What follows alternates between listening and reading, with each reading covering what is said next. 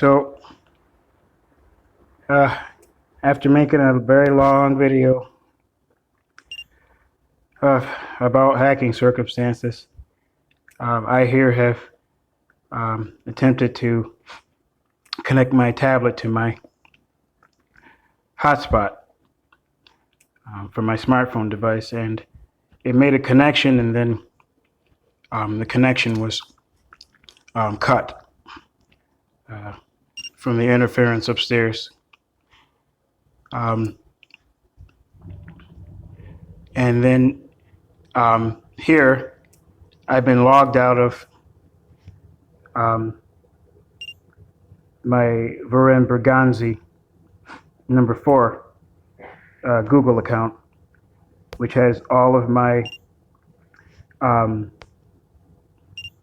uploaded videos of Ann Arbor police law enforcement and Washtenaw County sheriff, law enforcement, and University of Michigan students harassing me and stalking me and violating my civil liberties. And it has all of my all of the harm that I've experienced from toxic and perhaps radiation substances at the job that I've worked at with a company called Corporate Cleaning Group out of, I think, Livonia.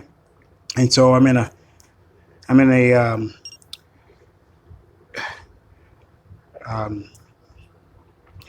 the process of filing a workers' compensation claim, and I have video proof of the harm that I experienced on the job, and I've organized those video proofs on my Huron number 4 Gmail account with the Google Photos app. And so videos that I've had about Ann Arbor police law enforcement officers have come up missing, not only from my device file manager, but also from my Google account. So, and there's those in particular that have come up missing, the ones that are relevant to Ann Arbor police law enforcement officers. There's 5 of them in which the time dated stamps on the videos that I took of officers violating my civil liberties at work on March 5th, 2018, after turning down a plea deal earlier that day at the 15th District Court for some frivolous minor misdemeanor charges that they want me to cop a plea to in order to, I guess, get me in the system and stick me with a record in which I haven't acquired for 40 years of my life now. So I refused that, and then they came to my job later that night and bullied their way in, and so and harassed me until I took out my tablet from my book bag after they used the device to drain the battery of my smartphone. And once I pulled that out and started recording, then they left. So I guess it was just meant to be a stunt of intimidation to let me know that they know where I work. And 2 of those officers I've experienced harassment in the past. One of which I've experienced harassment, that would have been the 3rd instance, Officer Simazar of the Ann Arbor Police Department, and I have hosted a formal complaint against him in which there was an investigation finding him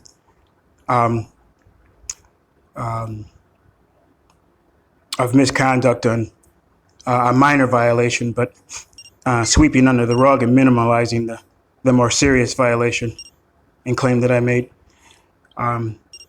He also showed up to the court hearing related to that instance of his misconduct and lied in court, in which Judge Valvo was presiding over, and there was a senior prosecutor named William Kent who lied himself. And when I arrived late for my initial court hearing, he lied and said that he had obtained a default judgment against me, when in fact there wasn't any paperwork that the judge could offer me that indicated that she had signed off on a default judgment, and thereby violating my due process right to request that the hearing be dismissed. And though I, at subsequent hearings, brought this concern up to Judge Valvo, she denied my motions to dismiss the case, and ultimately I had to conduct community service over the matter. But it's something that I don't wish to passively let go, because if he's done it to me, then he's done it to many others, and he's going to continue to do it to many others. And in fact, he's harassed me now at least 3 accounts. So I don't know why they would continue to send him out to investigate or to help in any circumstances in which I would call for assistance. But it looks like a deliberate pattern of intimidation and a clear message that regardless of any complaint that I would file, nothing substantial will prevent him from harassing me in the future. And it's actually stemmed from a circumstance in which he threatened my life and told me that if he saw me again, I was done. And if you look at the totality of the videos that I post related to the Ann Arbor Police Department, you'll see a pattern, of very suspicious and harmful conduct that can be traced or attributed back to that law enforcement office, being that most of it has happened in the Ann Arbor city limits. And I'm a registered voter in Ann Arbor, Michigan. So I imagine, and I have mounting evidence to substantiate, at least beyond a preponderance of the evidence, that law enforcement, Ann Arbor Police Department, has used spyware equipment, perhaps stingray equipment, or something of that caliber, that it's much stronger and sophisticated than technology that's regularly made available to the public, and has hijacked all of my devices, regardless of, I've had numerous devices in which all of them have become corrupted, taken over, hacked, and also, in addition, my Google accounts on those. Right now, I'm on Huron Berganzi number 5 account and Huron Berganzi number 6 account, but there would have been 3 more accounts in addition to the ones titled with numbers of Huron Berganzi. So about a total of 9 to 10 times, I've been hacked out of my Google accounts, and have lost my proofs of videos of, or at least my Google uploaded proofs of videos of misconduct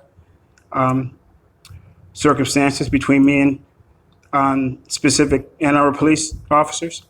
And there appears to be a very aloof air in this town, from the investigators to the judges, to the prosecutors and the officers themselves, that does not, that comes across as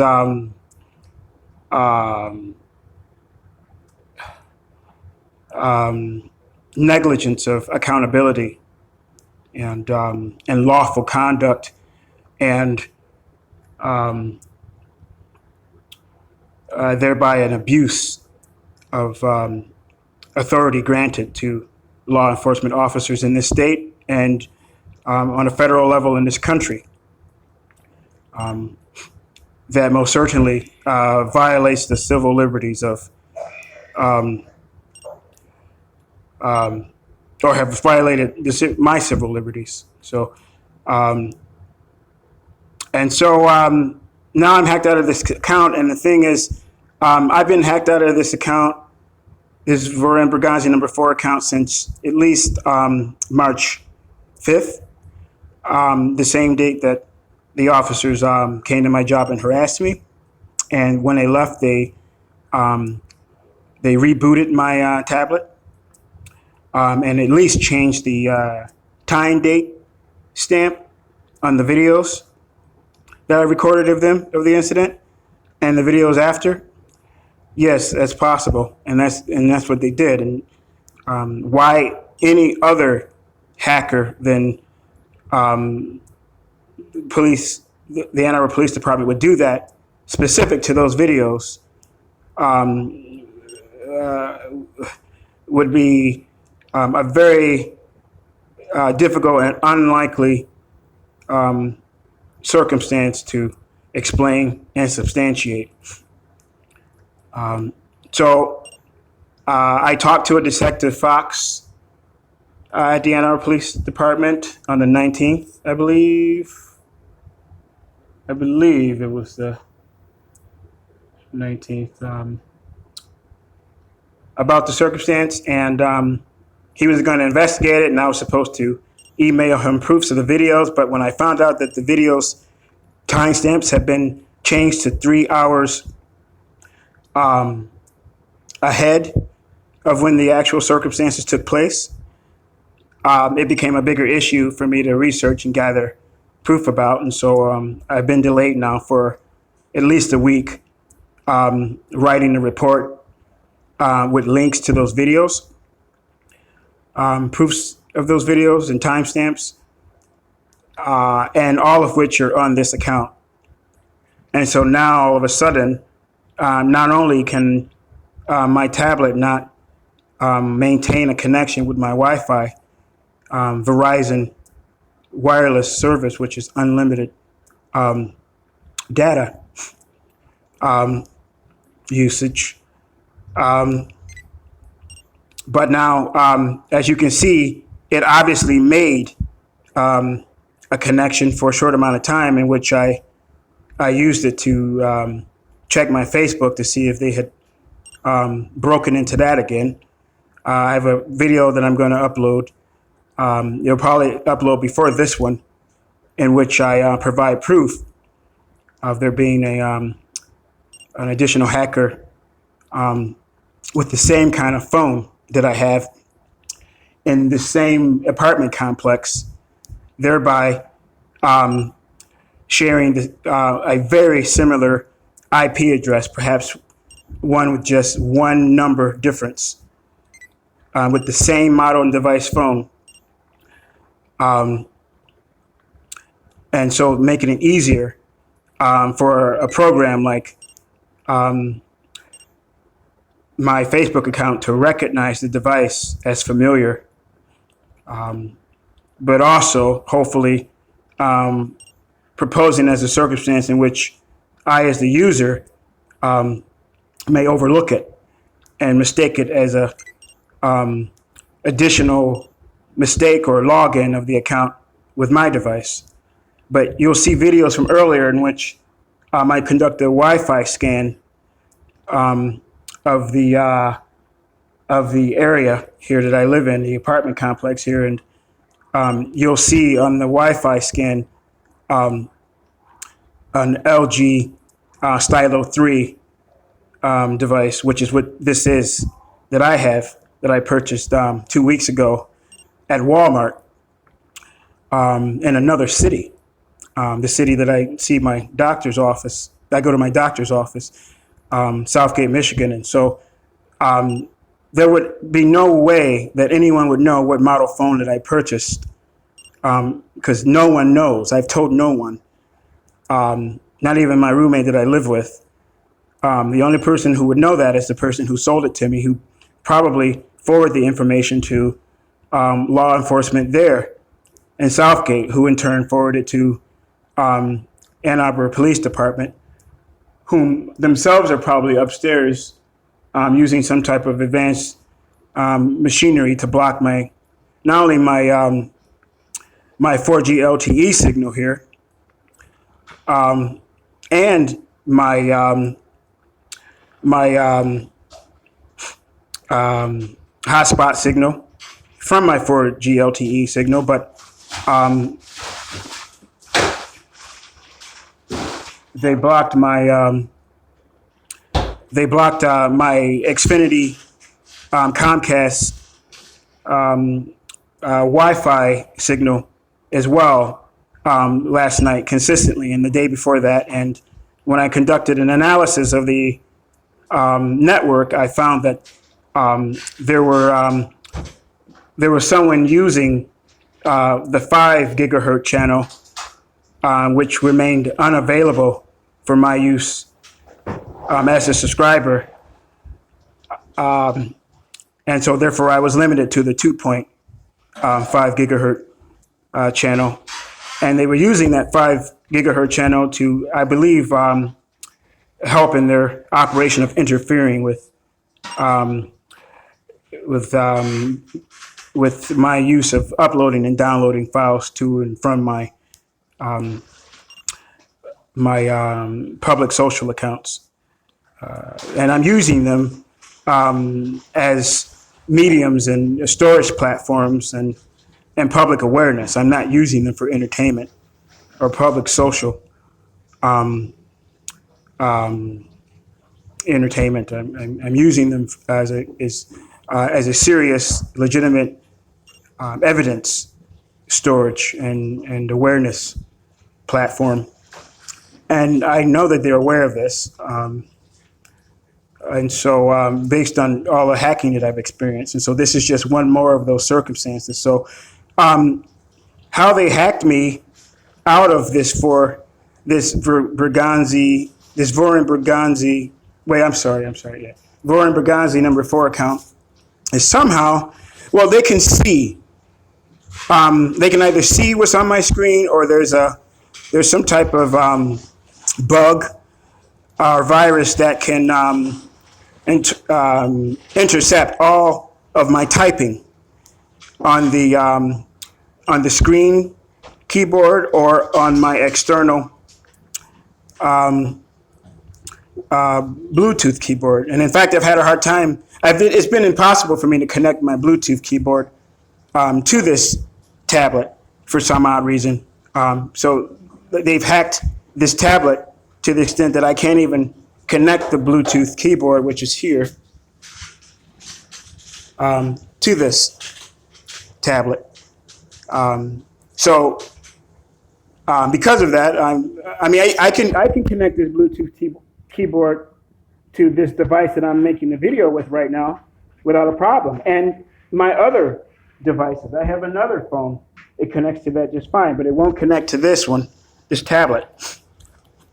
And so what they did somehow is they acquired my password through this type of unlawful surveillance, and then covertly went into my account, and they realized that I had backup codes as a second form of authentication to gain access to the account. And somehow they either produced a whole new batch of backup codes that were produced on February 2nd. And that was the last time that I produced them. And if I still have access to this account right now, I would be able to show you that was the last time that they were generated. Because in fact, I had access to this account up until today, and I saw that was the last time they were generated. So it stands to reason then that they didn't necessarily generate a whole new batch of backup codes, but they in fact used the batch that I had printed on February 2nd, 2018. They used them up somehow, and so when I went to use them weeks ago, none of them worked. And so though this single device here remained logged into the Vuren Berganzi 4 Gmail account or Google account, I wasn't able to make any significant account changes because I could not verify my identity with the second step after putting in the password with any of my Google backup codes. And so I was going to make a video about all of that, but the preferred method of the Ann Arbor Police Department here has been, and their HURLY gang stalkers, has been to constantly bombard me with circumstances that, with harassment, on my job, on my apps, stealing my files. I mean, I guess the purpose of having some type of device upstairs to block my communication and use of 4G LTE signal and or a Wi-Fi signal is so that I would be forced to leave my home and go to a public place, thereby making my device more vulnerable and available to hackers to steal files or to corrupt my device or to hack me out of online accounts like this one. So that is the honest to God truth and everything I've experienced. And I will report this to Google this time as unlawfully hacked. I regret that in the past I get so frustrated and I just open up a new account and start all over again. But this time I'm going to put my foot down. I'm going to make a stance, and I'm going to report this circumstance not only to Google but to the official law enforcement agency, which unfortunately is probably them first and foremost. But I will also forward a copy and make an additional complaint with the FBI again, as I've made in the past for similar circumstances about this type of communication interference. And so I will demonstrate for you the circumstance of the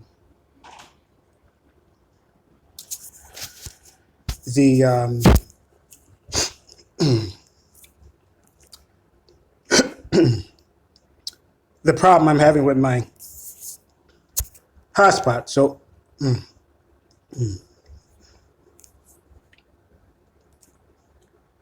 even when I touch that icon there, it usually comes on right away.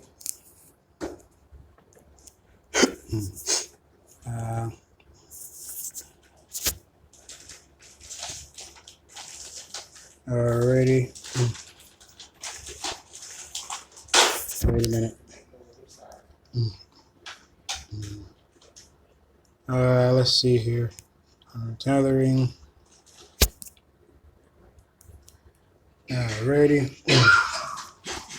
So that's the that's my hotspot information.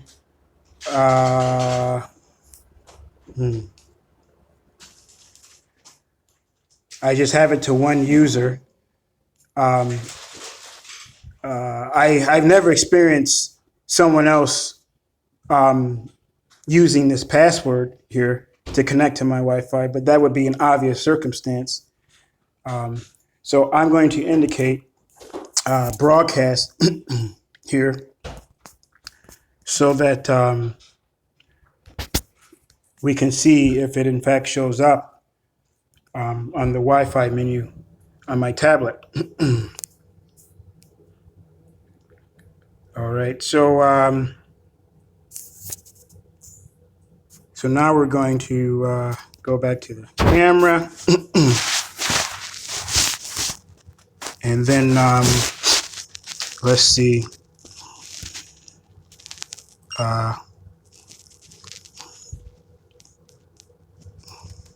All right.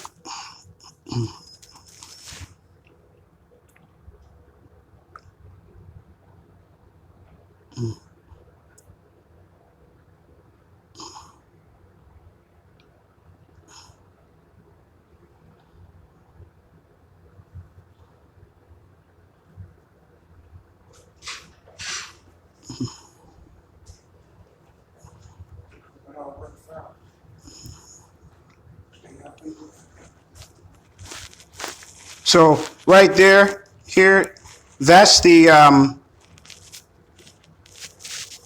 other person's LG Stilo 3, which they just turned off. That's not mine. So it's not possible that anyone would know what kind of phone that I have, unless that information was forwarded from the person the clerk that I bought it from Southgate, Michigan, all the way here to Ann Arbor, Michigan. And I've already explained how that could be used with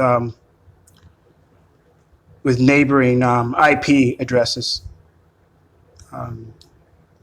to hack into my online accounts.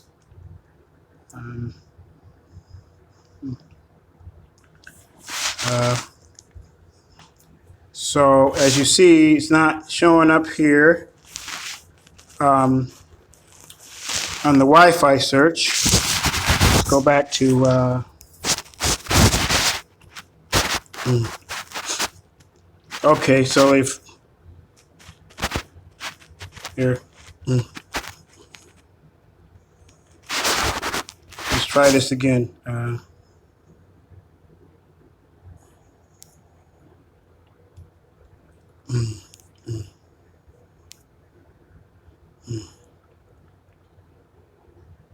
Okay.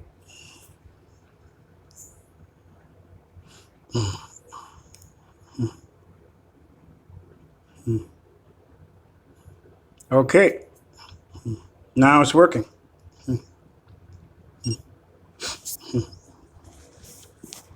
So now we've established on video that my hotspot works. So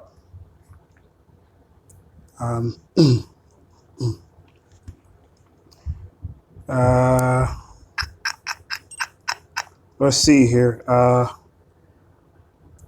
And so what I was doing was, here, let me put this here, was accessing my YouTube. In fact, let me show you what they've done to my Facebook account. I've uploaded some videos of a political nature involving not only the city of Detroit, but also the billionaires or the billionaire family, the Illiches or Bayoffs. And I've highlighted how they have taken advantage of the resources, the financial resources of Detroit. And it just so happens that Denise Illich is on the board of regents at the University of Michigan. And you know, I'm having trouble with well, I've had trouble with the law enforcement of the University of Michigan, but I've also had trouble with medical offices in Detroit, Michigan. for no apparent reason, and I've experienced gang stalking in Detroit, and so naturally I've made a suspicious inquiry of a possible connection. But I haven't necessarily expressed any specifics about that inquiry, other than a generalized suspicion. But then I found other suspicious circumstances that don't necessarily relate to me, but they relate to the care and concern of the Detroit public. And so I've uploaded videos about that subject, and it seems like I've consistently experienced like here, hacking of those specific videos, as well as videos that are in that would certainly be pejorative, if not incriminating, of local law enforcement conduct. And so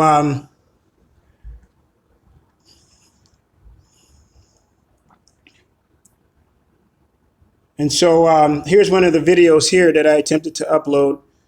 And as you can see, it couldn't upload. It was blocked by some type of signal or radio frequency, or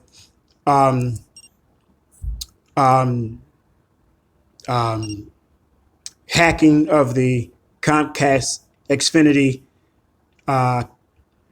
Wi-Fi modem that I still have here in my home, but I've disconnected it, and I can't wait for them to pick it up. And it just so happens that the cable man who came before the Comcast Xfinity man, I've uploaded a video about that, and that's here. It's 3 of them. The first one, in which I wake up, because he came through the door, and I look at my cell phone at the time, and I noticed that the Bluetooth antenna was on. But then, in addition to that, I noticed that the operating system on that phone, 5.1 Lollipop, was being managed in some way. And so in these videos, I'm expressing that circumstance, and I made the Comcast cable man nervous in the bedroom, and so he left shortly after. I verbalized out loud what I was noticing happening to my phone, and so I happened to make a video of his van and get his license plate number, all of which I verbalized in this video. And then it just so happens that in addition to that circumstance, and files coming up missing on that phone, which could have been directly the result of his hacking or tampering with my device, or indirect. I get hacking and Wi-Fi signal interference, and my device hacking control, of my smart devices via the Wi-Fi signal of the Wi-Fi service through Xfinity Comcast cable here in Ann Arbor, Michigan. And so I put that away and disconnect it, and then I do a analysis of the networks in the area, and it turns out that the hacker is still somehow using the cable routed Wi-Fi signal to check the ports of my device. And the ports are specific to uploading and downloading information from the internet. And if he can hack those, or if he can or they can get the address to those ports, then any conduct that I engage on the internet, either downloading or uploading, they have a how do you say, they have a opportunity in every executed instance to download a virus or to corrupt files or to prevent files from uploading, as they did here with this video. And in fact, I had many more of these because my strategy was to upload a bunch of copies of it, and maybe eventually they'll go through. But they've done away with the excessive amount, and just one remains. In fact, it's, well, as you can see there, it's entitled Facts Upon the Face of Ann Arbor, Michigan. So it was obviously a video that would reveal some type of pejorative conduct, a reflection on the city of Ann Arbor, Michigan. This type of cyber hacking and chemical poisoning of people with either nanoparticles or heavy metal substances or electromagnetic chemicals, so that their bodies act as antennas with the use of microwave and radio frequency radiation, primarily to control their computers and electronic devices. But of course, there's a toxic effect, and there are physical symptoms like burn marks and who knows what else, depending on the substance. But I realized that that's what's going on. This is a way that municipalities such as the University of Michigan, Ann Arbor, and the 15th District Court of Ann Arbor, Michigan, through the Ann Arbor Police Department, the Washtenaw County Trial Court, through the services of the Washtenaw County Sheriff. This is how they try to control and handle a civilian or citizen that makes political statements against their institutions or their conduct in office, or who pose a threat of filing a suit against them or a complaint to the judicial tenure branch, or the bar association of the state, if it's just an attorney. Clearly, this type of effort of professional hacking comes from support up high and powerful ranking in municipalities. Otherwise, why would a police officer, or a group of police officers for that matter, risk their jobs and risk their reputations even for that matter, if they didn't believe that they can get away with something like this? And they do. They have. They have with me, because I've been learning more and more about the law and my rights, and how to host suits in court and how to file complaints. And I was just never ready to do it, and felt confident enough to do it. But now I think I know enough to at least get the ball rolling, and I think it's going to have to be something like that, where I get it rolling, and then I just have to hit the ground running and learn as I go. As reckless as that might sound, without going to law school, I don't have many more options. I mean, the United Civil Liberties Unit, or the American Civil Liberties Union, do they care about something like this? Do they have the resources to aid in something like this? It's a criminal and civil matter. So fine. There's the criminal complaint, but then there's the damage that I've suffered as a civilian, a citizen, and that's a civil matter. And 9.9 times out of 10, an attorney is going to want a lot of money up front to litigate something like this. It's complicated, and the law is not that strong in protecting the public against this type of privacy invasion and civil rights violation. And then, of course, I've been poisoned with strange substances that have induced me to various experiences of sickness. I imagine from people in the public that are sympathizers and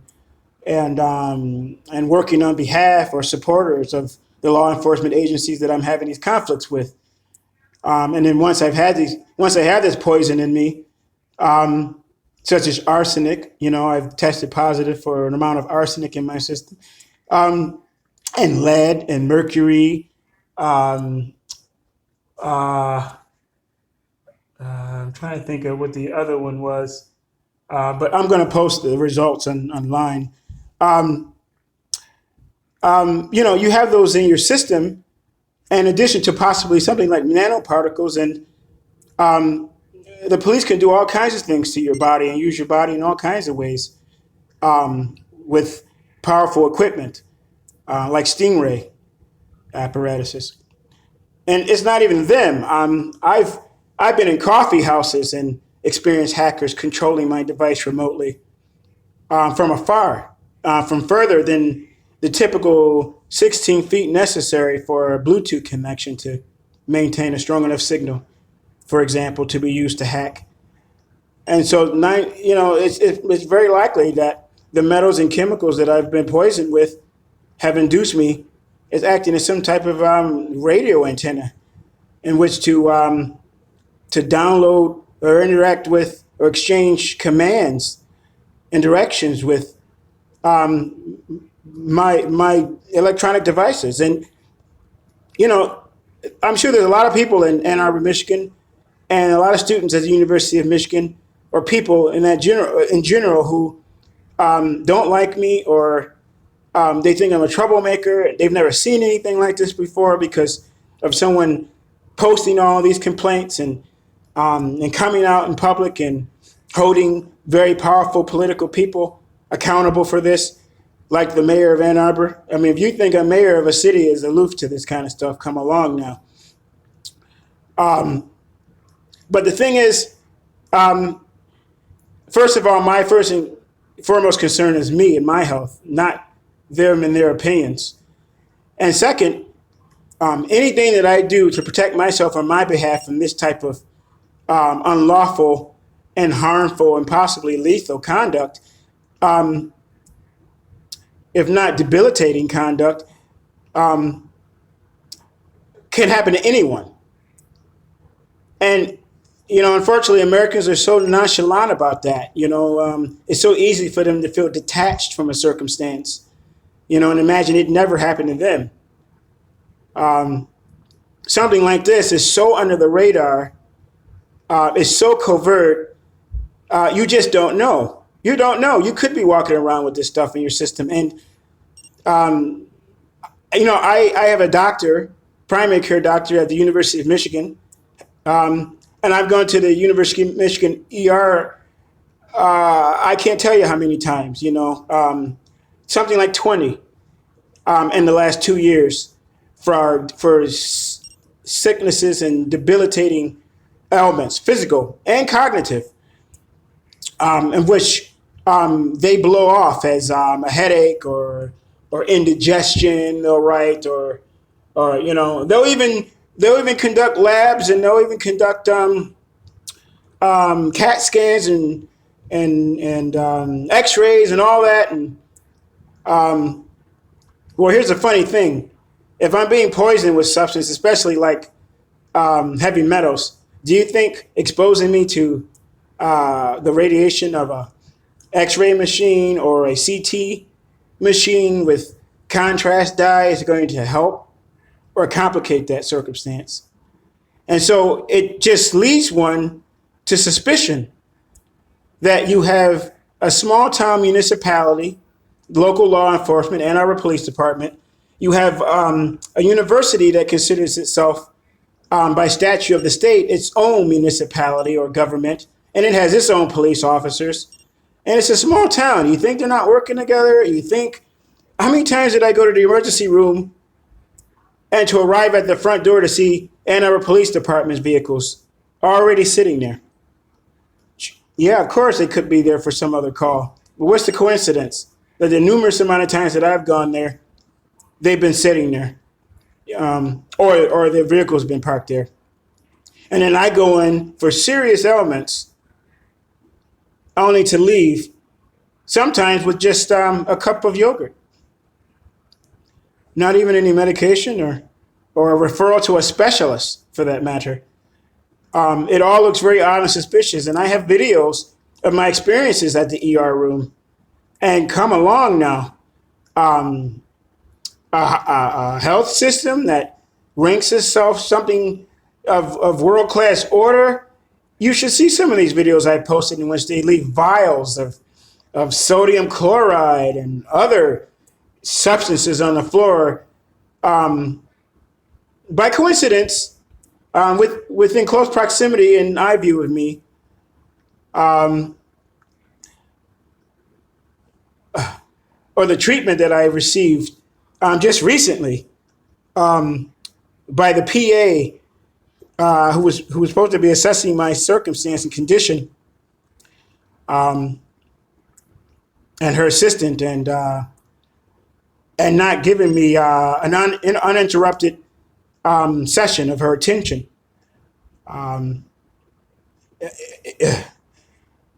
So I've gone to the Detroit Medical Center for recent labs of heavy metal toxicity to get a second opinion, because I don't trust the University of Michigan health system. Who would, under such circumstances, and after going there consistently for 2 years, and getting no serious diagnosis or prognosis or treatment of my ailments that are reoccurring, in addition to and in tandem with my harassment with local law enforcement and the HURLY gang stalkers of Ann Arbor, Michigan community. It's only recently when I brought up to my doctor that I was a roommate with a scientist of the University of Michigan health system who had toxic substances and dealt with ultraviolet radiation at least without making me aware of it upon becoming his roommate. And I'm discovering all this as I'm experiencing extreme symptoms of illness and extreme dehydration and burns and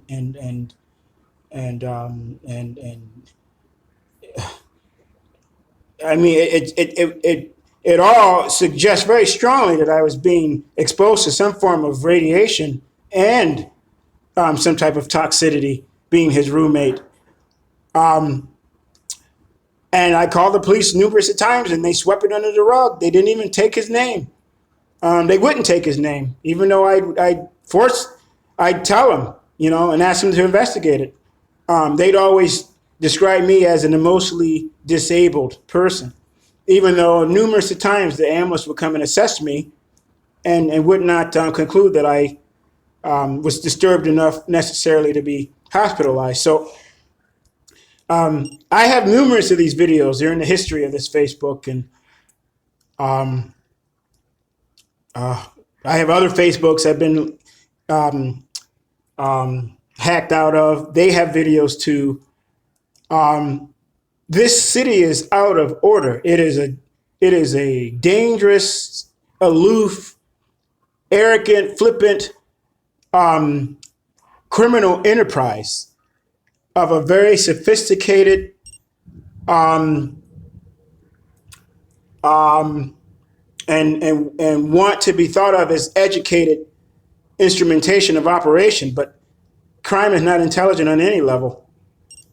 And so, I guess there's, of course, the campaign to make me out to be psychotic or delusional or schizophrenic, but you try finding a psychotic, schizophrenic, delusional person that posts videos that at least suggest some foul play, if not incriminate, or come across strange enough, and are able to articulate it in a rational fashion to the extent that I do. I might not be able to articulate facts strong enough to withstand a burden of proof beyond a reasonable doubt, but I do think that I've risen to, if not close to, a standard of a preponderance of the evidence, given the totality of all that I've experienced and posted. And of course, I haven't posted everything I've experienced, but I've been pretty good.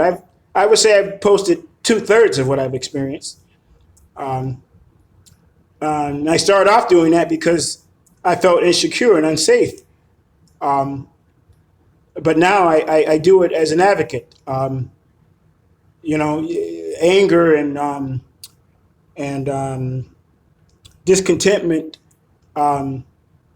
shadows over fear eventually.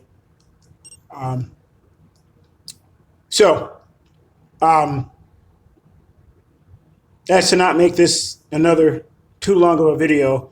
I just wanted to highlight that. So the circumstance. Oh, and that's the other reason why I'm using this device to record it, because I have here an app that records what's on the screen. It's a background screen recorder. It's a godsend. If you don't have it, it's the first thing you need to do when you start watching a video like this, because you never know when something odd or strange happens on your device, and you have an opportunity to record it. You want an app like this that can record the strange shit happening to your device. But the reason why I'm not using this app on this tablet, which I have on this tablet, is because